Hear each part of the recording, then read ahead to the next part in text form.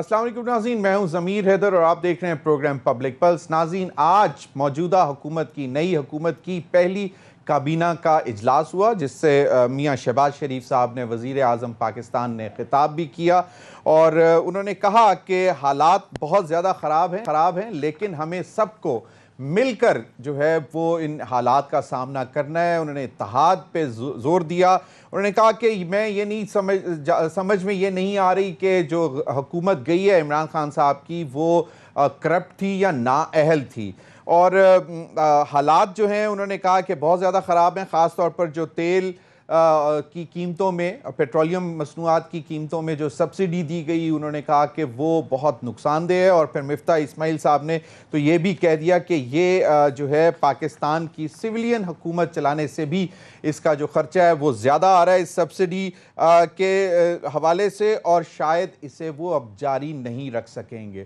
تو ایک طرح سے جو ہے وہ اشارتاً یہ بتا دیا گیا ہے کہ آگے آنے والے دنوں میں پیٹرولیم مصنوعات یعنی کہ پیٹرول اور ڈیزل کی قیمتوں میں اضافہ کیا جائے گا۔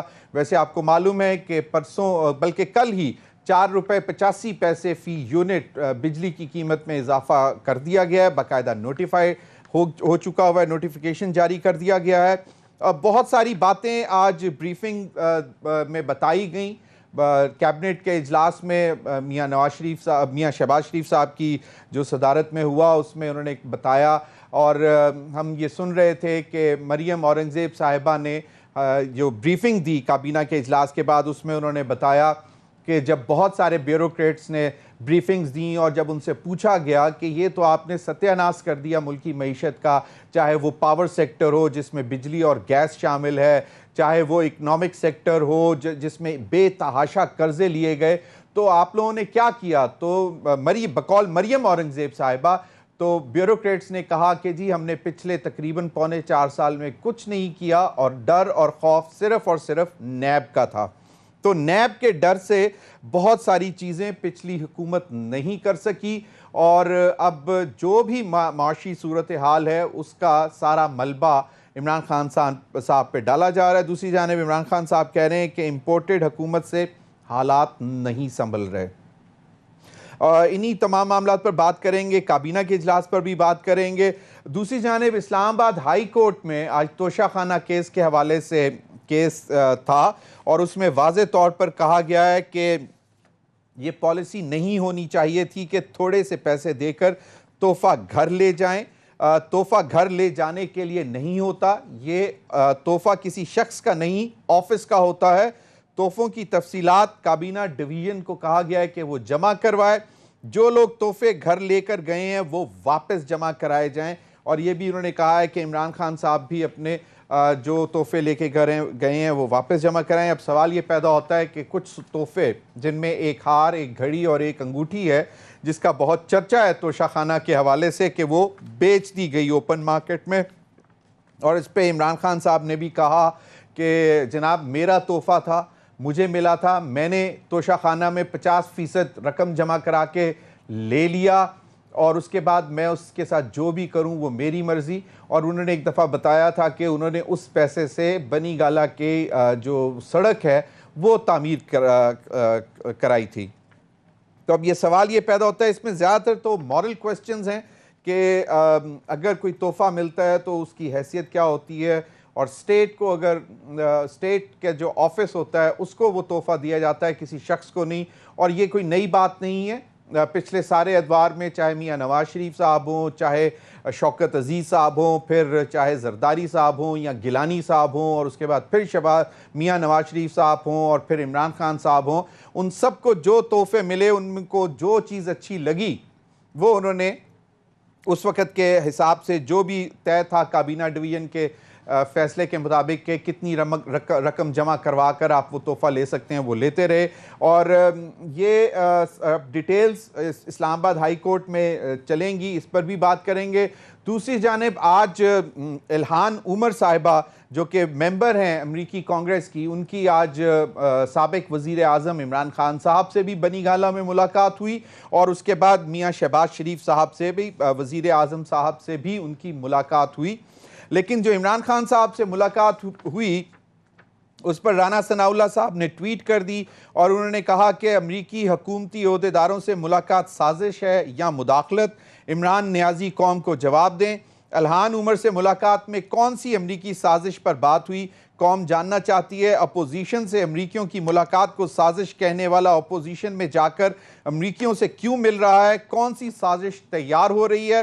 پھر انہوں نے کہا اگر آپ نے قوم کو نہ بتایا تو میں، یعنی کہ اس وقت وہ انٹیریئر منسٹر ہیں، تو انہوں نے کہا تو میں تحقیقات کراؤں گا، قوم کو سچائی کا پتہ چلنا چاہیے، یہ نہ ہو کہ عمران نیازی اپنی روایت کے مطابق چند دنوں بعد ایک اور خط سامنے لے آئیں۔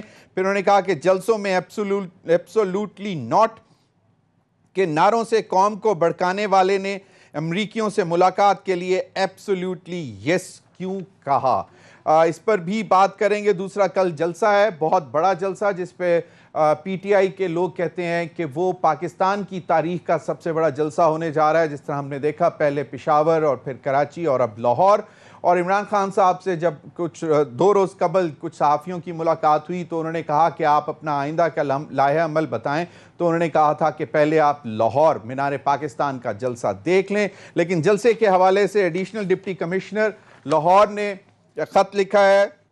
شفقت محمود صاحب جو انتظامیہ کے انچارج ہیں پی ٹی آئی کے لاہور جلسے کے حوالے سے، انہوں نے کہا ہے کہ جی in light of threat alerts received from security agencies and per latest intelligence assessment made at the district and provincial levels, it is recommended that ex-Prime Minister Imran Khan should address the public gathering virtually by video conference and LED display instead of making a physical appearance at Greater Iqbal Park, Lahore on 21st April 2022۔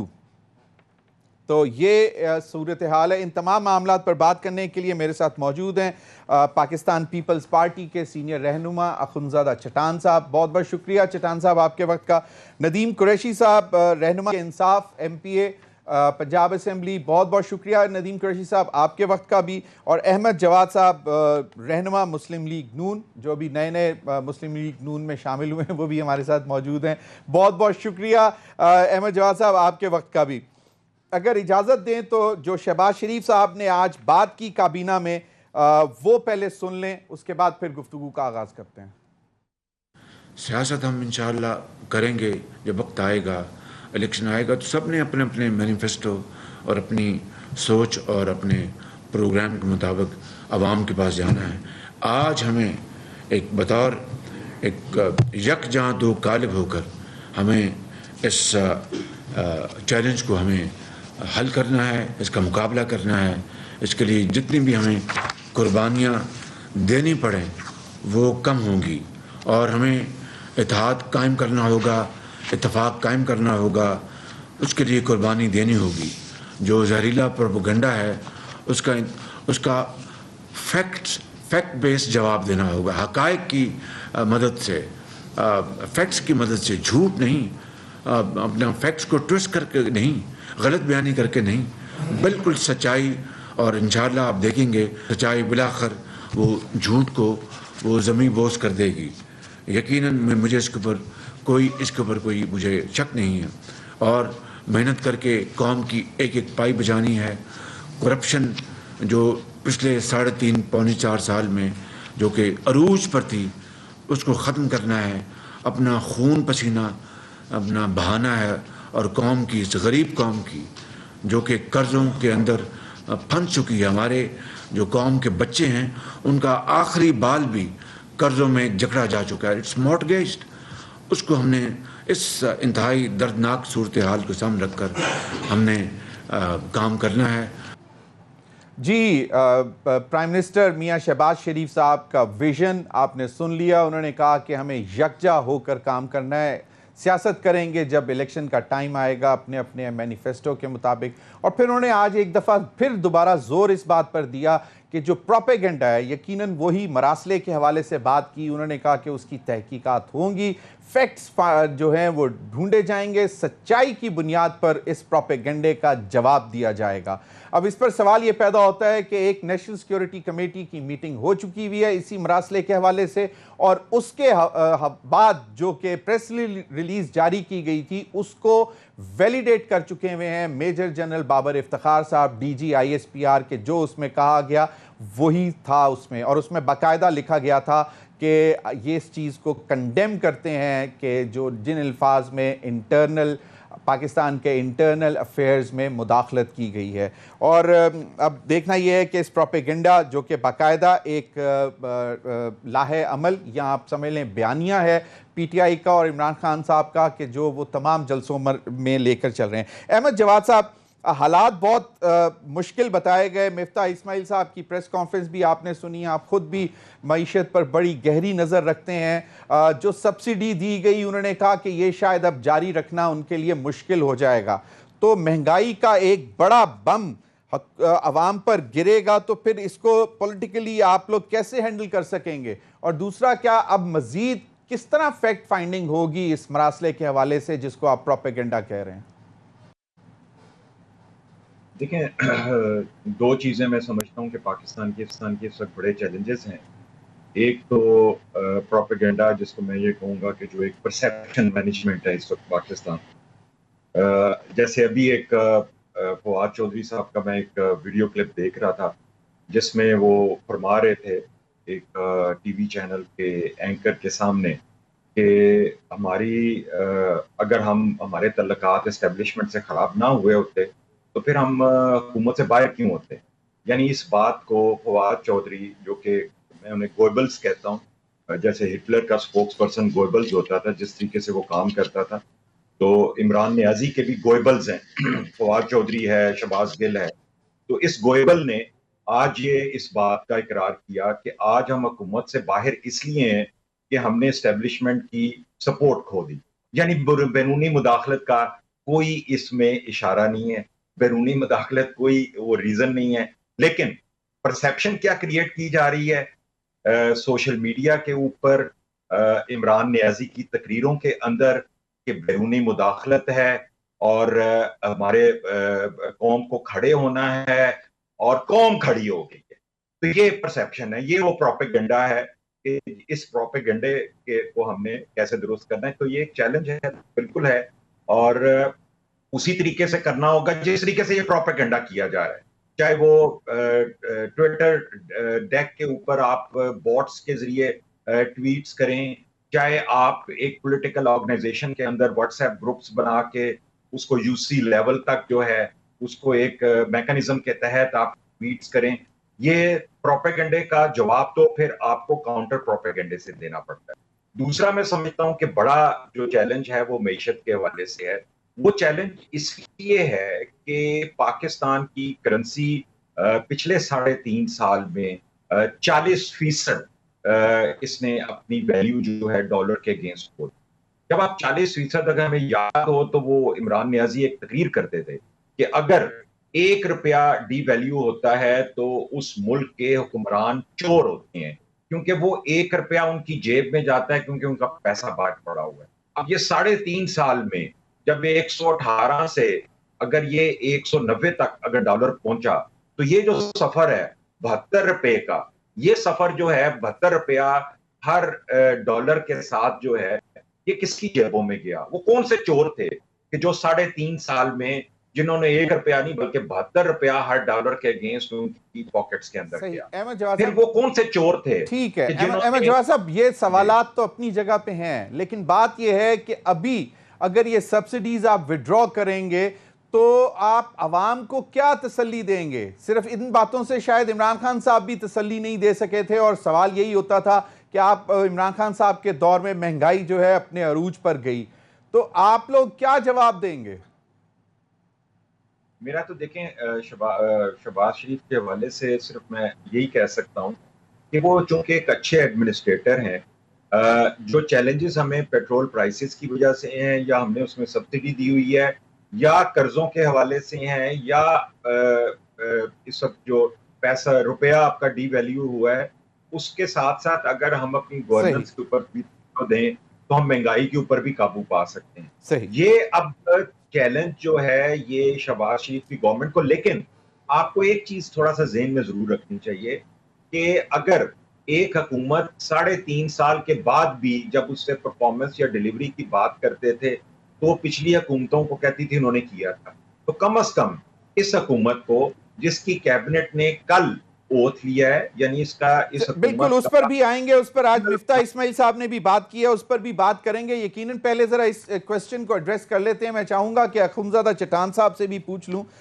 چٹان صاحب, prime minister کی گفتگو آپ نے سن لی اور challenges بتا دیے, اتحاد پہ زور دیا گیا, اور اتحاد پہ اتنا زور ابھی بھی دینے کی ضرورت پڑ رہی ہے. شاید کچھ معاملات ہیں اتحادیوں میں جو اس وقت حکومتی اتحاد میں ہیں, اس پر ہم نہیں جاتے, شاید آپ کو کچھ پتہ بھی ہو, لیکن پروپیگنڈے کا جواب دینا ہوگا. تو وہ جو نیشنل سیکیورٹی کمیٹی کی میٹنگ کا جو اعلامیہ تھا وہ کیا کافی نہیں ہے؟ کیا اس کو بھی پرائم منسٹر چیلنج کریں گے, یا دوبارہ اسی طرح کی ایک میٹنگ بلا کر پھر کوئی اور اعلامیہ جاری کروایا جائے گا؟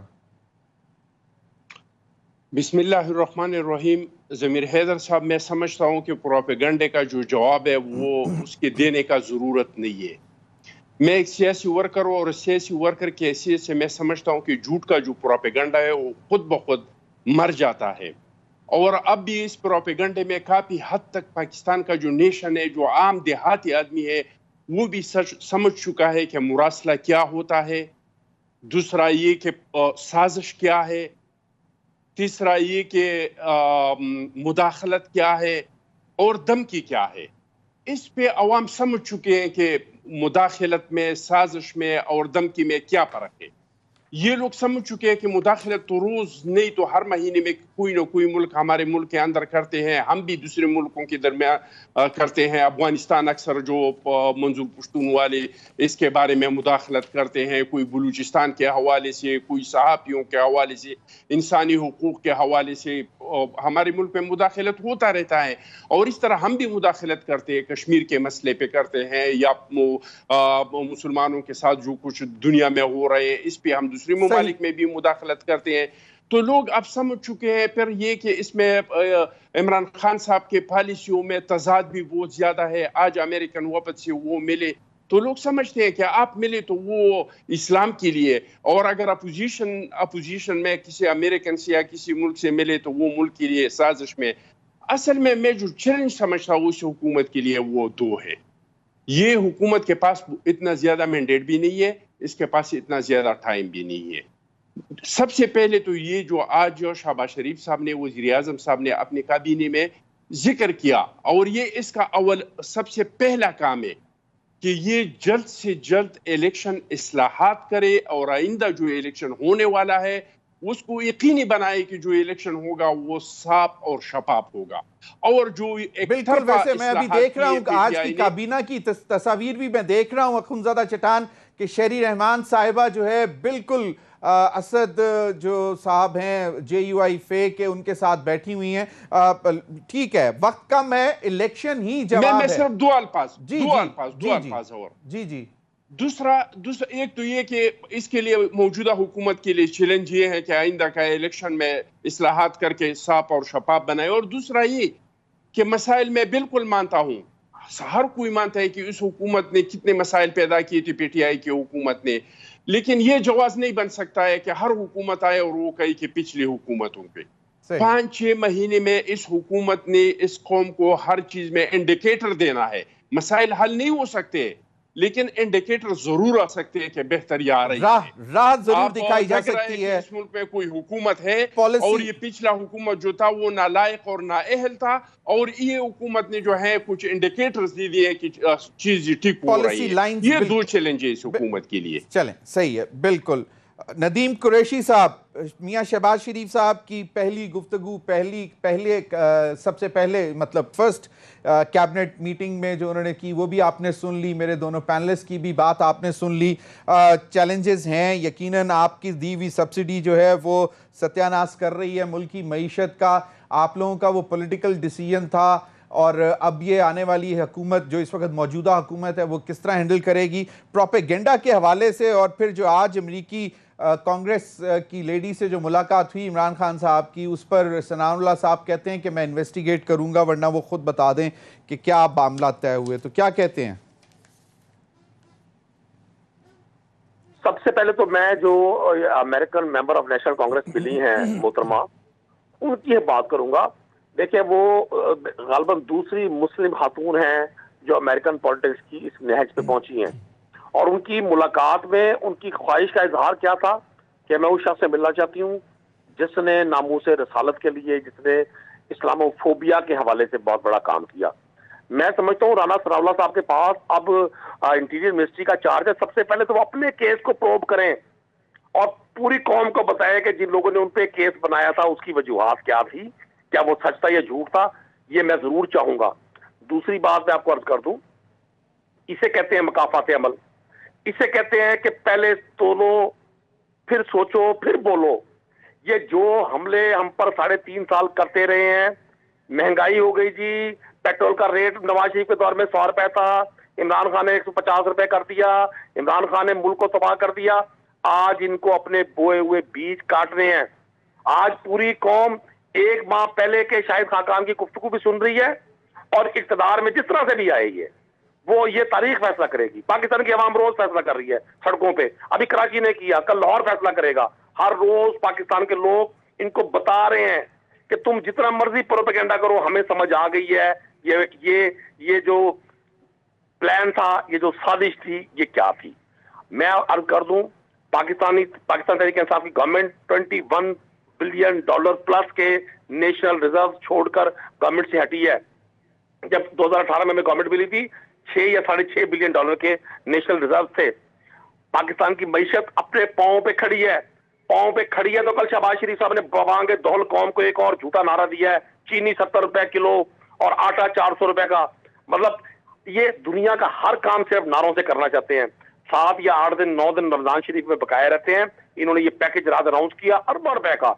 کسی ہوم ورک ہے، نہ پلان ہے، نہ کسی ادارے کو انٹیمیشن ہے، نہ پرچیز کیا گورنمنٹ نے کسی جگہ پہ سبسڈی ریٹ پر یہ میٹیریل اور اناؤنس کر دیا. کیونکہ ان کو پتا ہے کہ یہ صرف نعروں کے علاوہ کچھ نہیں کر سکتے.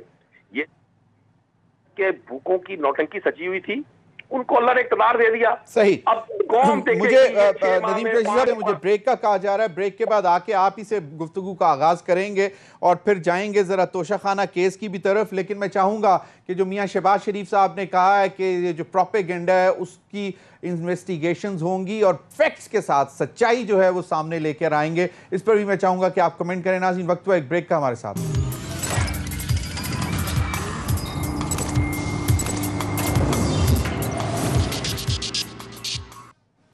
Welcome back. جی ندیم قریشی صاحب، ایک تو بات مکمل کریں اور دوسرا پروپیگنڈا کے جو کہا ہے شہباز شریف صاحب نے، تو وہ نیشنل سیکیورٹی کمیٹی کی میٹنگ کا جو اعلامیہ تھا وہ کہاں پہ سٹینڈ کرے گا وہ بھی ذرا بتا دیں. اور توشہ خانہ کے حوالے سے کہا گیا ہے کہ جو جتنے بھی تحائف ملے ہیں وہ واپس جمع کرائے جائیں. پہلے توشہ خانہ کی بات کر لیتے ہیں. میں بھی بطور رکن اسمبلی، میں ابھی بھی رکن اسمبلی ہوں پنجاب میں بھی مطالبہ کرتا ہوں حکومت وقت سے بھی، سپریم کورٹ آف پاکستان سے بھی، اور آپ کے پروگرام کے توسط سے ہر اس سننے والے سے جو اس پہ رول پلے کر سکتا ہے. توشہ خانہ کے تمام تحائف کی رپورٹ قوم کے سامنے پیش کی جائے. کون لوگ تھے جن کے گھر سے 2 BMW گاڑیاں ریکور کی گئی تھی آج سے کچھ عرصہ پہلے؟ کون لوگ تھے جو تحفے میں ملنے والے ہار گھر لے گئے تھے؟ توشہ خانہ کا انہوں نے ایک سلوگن بلند کرنے کی کوشش کی، کیونکہ ان کو پتا ہے کہ ان پہ کرپشن کیسز ہیں، اربوں روپے کی منی لانڈرنگ کے کیسز ہیں. یہ ایک جواب نہیں دے سکے. اب ان کے پاس حل کیا تھا کہ کسی بھی طرح چیزوں کو سکینڈلائز کر کے عام آدمی کا ذہن خراب کیا جائے. توشہ فارسی کا ایک لفظ ہے، قومی خزانے میں قومی نیشنل لیڈرشپ کو جو بھی کوئی گفٹ ملتا ہے وہ وہاں جمع ہوتا ہے. سیکٹری اسٹیبلشمنٹ اس کو ہیڈ کرتے ہیں، اس اسیسمنٹ کمیٹی کو، جو کمیٹی اس تحفے کا تعین کرتی ہے قیمت کا. Secretary cabinet division, secretary cabinet اس کو ہیڈ کرتے ہیں، اس اسیسمنٹ کمیٹی کو جو اسیس کرتی ہے اس کی قیمت. اور یہ قانون پاکستان کا ہے کہ 50%، یہ بھی تحریک انصاف کی گورنمنٹ نے کیا، اس سے پہلے تو صرف 10% یا 20%. صحیح. ندیم قریشی صاحب، آپ نے 50% کر دیا، بالکل صحیح ہے. لیکن کہا جا رہا ہے کہ جو آپ لوگوں نے، جو عمران خان صاحب نے تحفے توشہ خانہ سے خریدے، اس کے خریدنے کے بعد 50% کی گئی. یعنی وہ معاملہ اسلام آباد ہائی کورٹ میں چیزیں سامنے آئیں گی. لیکن سوال یہ پیدا ہوتا ہے کہ آپ چیزیں لے لیں، خرید لیں، اپنے ڈرائنگ روم میں سجا لیں، رکھ لیں، رونق بنا لیں، لیکن اوپن مارکیٹ میں جا کے جب آپ بیچتے ہیں تو وہ بہت بڑا سوالیہ نشان بن جاتا ہے. میں چاہوں گا کہ احمد جواد صاحب اس پر کمنٹ کر دیں توشہ خانہ کے حوالے سے. یہ تو مرسیڈیز بھی ایک لے لی تھی میاں نواز شریف صاحب نے اور بہت اونے پونے داموں لے کر گھر چلے گئے تھے اور وہ استعمال بھی کی, اور اس کے بعد پتہ نہیں کہاں پہ ہے وہ, بلکہ اس کا نمبر بھی IDH 487 کہیں پہ چل رہا تھا, مرسیڈیز بینز 560 SL 560. جی دیکھیں ضمیر صاحب, اسکینڈلائز چیزیں کب ہوتی ہیں؟ جب آپ حقائق کو چھپاتے ہیں, جب آپ عوام سے سچ نہیں بولتے, عوام سے جھوٹ بولتے ہیں. دو چیزیں, ایک کا تعلق ہے عمران خان کے توشہ خانے سے, اور ایک کا تعلق ہے اس سے پہلی جو حکومتیں ہیں, اس سے پہلے جو وزیر اعظم رہے ہیں, انہوں نے توشہ خانے سے کیا تحفے. پہلے عمران نیازی کے توشہ خانے کی بات کر لیتے جس کے بارے میں یہ کہا جا رہا ہے کہ اپوزیشن اس کو سکینڈلائز کر رہی ہے. مجھے آپ ایک چیز بتائیں زمین صاحب, اگر آپ پرائم منسٹر ہیں اور آپ کو تحفے ملتے ہیں اور آپ اس کو شفاف ٹرانسپیرنٹ طریقے سے قوم کو بتاتے ہیں, یہ گھڑی مجھے ملی, میں نے زلفی بخاری کو کہا کہ دبئی میں جا کے بیچ جاؤ, تو کیا اس کو کوئی سکینڈلائز کرے گا؟ آپ بتا دیتے نا. جب مارکیٹ سے خبر اگر آئے گی تو پھر وہ سکینڈلائز ہوگی نا. جب آپ ہار بیچنے کے لیے زلفی بخاری کو کہیں گے کہ جا کے مارکیٹ میں لاہور میں سنیاروں سے جا کے پتہ کرو, اور قوم آپ کو یاد ہونا چاہیے کہ عمران خان کی حکومت کے دوران یہ توشہ خانے کے حوالے سے ٹاک شوز میں بھی بات ہوئی, اس کے حوالے سے کویسچن بھی ریز کیے گئے, ایک خاموشی اختیار کی گئی. کوئی بھی عمران نیازی کا گوئبل جو ہے وہ اس کے بارے میں کوئی آفیشل سٹیٹمنٹ اس لیے نہیں دے سکتا تھا کہ عمران نیازی نے اس کے اوپر خاموشی اختیار کی. احمد جواد صاحب, جہاں تک مجھے یاد پڑتا ہے جو پہلا جواب آیا تھا وہ یہ تھا کہ جی یہ اسٹیٹ سیکرٹ ہے, اور اس سے جو دینے والے لوگ ہیں, تحائف جنہوں نے دیے ہیں, وہ برا مانتے ہیں اس بات کو کہ آپ اس چیز کو پبلسائز کریں. اور یہ سب سے پہلا یہ ایکسکیوز فواد حسن فواد صاحب نے دیا تھا میاں نواز شریف صاحب کے ڈیفنس میں کہ جناب یہ جو ہے اسٹیٹ سیکرٹ ہے, اس کو آپ پبلک نہیں کر سکتے. تو معذرت سے تو اسی لیے وہ عمران خان صاحب کے جی جی جی جی آپ کے دونوں سوالوں کے, اس لیے میں نے جب سٹارٹ کیا نا, میں نے آپ کے سوال کو دو حصوں میں رکھ دیا. ایک سوال کا حصہ جی آپ سوال کریں تو پھر اجازت بھی دینا سر. آپ کے سوال کا پہلا حصہ ہے عمران خان کے توشہ خانے کے حوالے سے. تو میں یہ عرض کر رہا تھا کہ جب آپ اس طرح کے بیانات دیتے ہیں, اس کو سیکرٹ رکھتے ہیں, انفارمیشن تو اب آئی ہے نا جب نئی حکومت آئی ہے. اب ہم آ جاتے ہیں اس سے پہلی حکومتوں کے توشہ خانے کی تفصیلات کے حوالے سے. جب 3.5 سال آپ حکومت میں تھے تو آپ ان کے توشہ خانے کی ساری تفصیلات لے آتے. آپ اس کو جس طرح سے آپ نے ان کو چور اور ڈاکو کہا, تو کیا حرج تھا کہ پھر مرسیڈیز ہو یا BMW ہو, نواز شریف ہو یا یوسف رضا گیلانی ہو, بالکل صحیح, very right, you have a point کہ آپ کے پاس وقت تھا, آپ یہ ساری چیزیں لے آتے اور آپ بھی اس سیکرٹ جو کہ جی یہ سیکرٹ ہے, نیشنل سیکیورٹی ہے, نیشنل سیکرٹ ہے, اس کے پیچھے نہ چھپتے. بالکل صحیح کہا. اخونزادہ چٹان صاحب, سوال یہ زیادہ اہم ہے کہ تحفے لیے گئے چاہے جس قیمت پہ بھی لیے گئے, یا یہ پچھلی حکومتیں بھی لیتی رہی ہیں, پچھلے وزراء بھی, یوسف رضا گیلانی صاحب کا کیس ابھی تک چل رہا ہے ہار کے حوالے سے. تو آپ کا کیا خیال ہے کہ آج سپریم کورٹ, اسلام آباد ہائی کورٹ نے کہا کہ اس پہ ایک نئی واضح پالیسی بننی چاہیے, اور ان کا یہ خیال ہے کہ جتنے تحفے آتے ہیں ان کا باقاعدہ ایک شو روم بنا دیا جائے جہاں پہ لوگ صرف ان کو دیکھ سکیں, کوئی خرید نہ سکے. دیکھیں ضمیر حیدر صاحب, PTI والوں کا ایک زبردست ادا ہے, یہ ایک زبردست قسم کے لاڈلے ہیں کہ جب آپ ان لوگوں سے ان کے کسی بھی جرم کے بارے میں پوچھیں تو یہ کہتے ہیں یہ تو ٹھیک ہے لیکن سب کا کرے. یعنی اس کا پارٹی فنڈنگ سے آپ پوچھ لی تو یہ آپ سے کہیں گے وہ تو ہے لیکن سب کا پارٹی فنڈنگ. بھائی وہ لوگ اپنا جواب الیکشن کمیشن میں دے رہے ہیں, آپ اپنا جواب دے دیں. جب تو شاخانے کا تعلق ہے تو جب آپ سب کا جواب پوچھتے ہیں تو بھائی 3.5 سال آپ حکومت میں تھے, آپ نے تو کسی کا کوئی لحاظ نہیں کیا. گاڑی تو بہت بڑی چیز ہے. آپ لوگوں نے تو بلاول صاحب کے لینڈ رینک کے وہ پرچیاں بھی نکال دی, آپ نے تو بلاول صاحب کے وہ ناشتے کے بل بھی نکال دی. یعنی नाश्ते का बिल तक आप लोगों ने नहीं छोड़ा। तो अगर इस तरह पिछले लोगों ने इस तरह किया है जिस तरह के आपने किया, तो वो सामने आ जाते। अब ज़मीर हैदर साहब, मैं आपको ये बताऊं कि इन लोगों ने किया क्या है, और अगर ये हम करते तो ये लोग हमारे बारे में क्या कहते। सबसे पहले तो ये कि 30% छूट नहीं है, ये गलत है। पहले था 30,000 का छूट, यानी अगर किसी वजीर आजम को, सदर को, सरकारी किसी भी अहलकार को, चाहे वो जिस ओहदे पे हैं, वो ब्यूरोक्रेट से है या कोई भी है, उसको तो कोई तोहफा मिल जाता है, तो अगर ये तोहफा 30,000 का है या 30,000 से कम है, तो इसको तो शखाने में जमा करने की जरूरत नहीं है, वो आराम से ले जाके उसको अपने घर में रख सकते हैं।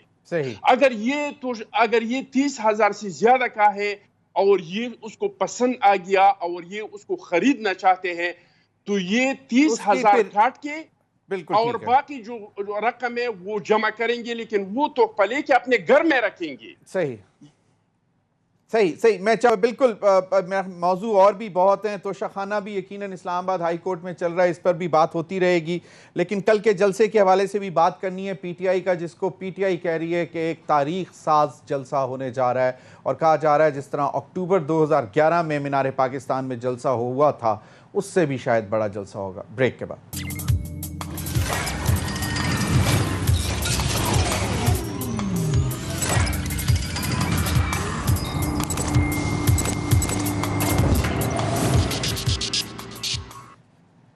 वेलकम बैक जी। अखुनज़ादा चट्टान, आप अपनी बात ज़रा मुकम्मल कर लें क्विकली, और फिर मैं चाहूँगा कि कल के जलसे के हवाले से भी, अब ये तो बहुत ही अजीब सी बात है कि आप लोकल एडमिनिस्ट्रेशन को इस्तेमाल करें कि इमरान खान साहब जलसे में ना जाएं, इस पर भी ज़रा कमेंट कर दीजिएगा। मैं तो सबसे पहले वो पहला वाला बात अपना मुकम्मल कर दूं। मैं ये कहना चाहता था कि तारीख में कभी इस तरह का हुआ नहीं है कि किसी वजीर आजम को कोई तोहफे मिले हैं और वो बाजार में जाके और उन्होंने बेचे हैं, और 14 करोड़ का तोहफे जो हैं वो 3 करोड़ में खरीदे हैं, और 3 करोड़ के जो है वो 14 करोड़ के तोहफे मार्केट में 18 करोड़ के बेचे हैं। और फिर इसके लिए कानून साजी की है कि जब चीज सामने आ गई और लोगों ने इनसे पूछना शुरू कर दिया कि तो शाखाने से चीजें गायब हो गई हैं, तो इन लोगों ने इसके लिए कानून साजी की कि 50% जो है वो माप है इसमें, और फिर इसके लिए ये जवाब पेश कर दिया कि ये कौमी राज है, इसलिए मैं हम किसी को नहीं बता सकते। बिल्कुल सही। जहाँ तक इन लोगों के जलसों का ताल्लुक है जी, अगली जलसों का ताल्लुक है, हमने इन लोगों को सड़कों पे लाना था, हमने इन लोगों को सड़कों पे लाए। अब इनका मर्जी है, ये जलसे करे, छोटे जलसे करे, बड़े जलसे करे। अच्छा है, रमजान है, शहरी के लिए शहरी तक लोगों को एंटरटेनमेंट चाहिए, इतने बड़े जलसे नहीं हो रहे। पेशावर में भी थ्रेट अलर्ट्स, और क्या ये खौफ की निशानी है? ये तो खौफ की निशानी है कि आप लोग डर रहे हैं कि इमरान खान साहब चलें। आपका मौक़िफ़ आ गया कि हर एक को मिलते हैं। सही, ये तो हम ही भी मिलते थे, ये तो इनके हुकूमत में ये जलसे करते थे। नदीम कुरैशी साहब, ये इस थ्रेट अलर्ट के हवाले से कुछ बताएंगे कि क्या मामला है? पहले भी आती रही है थ्रेट अलर्ट, पेशावर के जलसे भी इससे पहले भी कुछ बताया गया था, तो क्या हुकूमत डर रही है या ये आप लोग भी डरेंगे इन चीज़ों से कि इतनी दुनिया को बुलाना, उनकी ज़िंदगियां स्टेक पे लगाना, कि अगर बाकायदा थ्रेट हो इस किस्म की? ज़मीर साहब, ये कौन सी हुकूमत है? ये पाकिस्तान के इक़्तिदार पे कब्जे के ख्वाहिशमंदों का एक हुजूम है। आप एक बात तो देखिए, इनका ये क्या हाल करेंगे इस मुल्क का। इन्होंने क्या किया है उन तमाम लोगों को जो इनके साबका अखबार में ब्यूरोक्रेट्स पे केस थे, इन्होंने 3-4 रोज में वो केसेस खत्म किए हैं। इन्होंने डॉन लीग्स और उससे मुतल्लिका वो तमाम लोग जो पाकिस्तान के मुख्तदर इदारों पर हमलावर थे, उन्हें पार्ट ऑफ द कैबिनेट बनाया। तो आज फवाद चौधरी साहब ने भी तो कह दिया ना कि हमारी इस्टेब्लिशमेंट से हालात खराब हुए, तो वो तो फिर मामला तब किसी और तरफ, वो भी तो आप भी तो यही कह रहे हैं ना। देखिए, मैं फवाद चौधरी साहब अपनी बात खुद करेंगे, मैं आपको एक चीज अर्ज कर दूं क्विकली सर, मैंने फाइनल कमेंट लेना है सर। ये जो थ्रेट है, ये गवर्नमेंट को थ्रेट है पाकिस्तान की आवाम की तरफ से। पाकिस्तान की रिसेंट पास की 30 ईयर की हिस्ट्री में कभी पब्लिक किसी लीडर के साथ नहीं खड़ी हुई। बिल्कुल। अहमद जवाद साहब, मैं quick comment 30 seconds. Ahmad Jawad साहब, क्या डर रही है हुकूमत इतने बड़े बड़े जलसों से, क्योंकि तारीख साज जलसे हो रहे हैं और आप भी एक जमाने में इन जलसों का हिस्सा रहे हैं, पीटीआई के जलसों का? دیکھیں ضمیر صاحب، ہسٹری میں ہی سارے جواب موجود ہوتے ہیں. ایک آپ کو یاد ہوگا کہ بے نظیر بھٹو کا لیاقت باغ میں جو جلسہ تھا جہاں پہ ان پہ حملہ ہوا اور وہ شہید ہو گئیں، اس سے پہلے بھی ایک سیکیورٹی تھریٹ آیا تھا، ایک سیکیورٹی الرٹ آیا تھا. اس لیے جب سیکیورٹی الرٹ یا تھریٹ آتا ہے اس کو سیاسی طور پہ نہیں دیکھنا چاہیے. سیریس لینا چاہیے. یہ ہر حکومت کا فرض ہے. اچھا، مطلب آپ لوگوں کو خوف نہیں ہے جلسوں کی، اتنے بڑے بڑے جلسوں کا خوف نہیں ہے؟ دیکھیں، جلسے پی ٹی آئی کے جو آخری دفعہ بڑے بڑے ہوئے تھے، جو کہ دوبارہ وہ کبھی کر بھی نہیں سکے اور کر بھی نہیں سکیں گے، وہ 30 اکتوبر 2011 کے بعد 2013 تک. نہیں تو کہا جا رہا ہے یہ کراچی پشاور کا اس سے بڑے جلسے تھے. اینی ویز میرا وقت ختم ہو گیا. ناظرین، احمد جواد صاحب، اخونزادہ چٹرشی صاحب، آپ تینوں کا بہت شکریہ. اب تک کے لیے اتنا ہی، اجازت دیجیے. اللہ حافظ.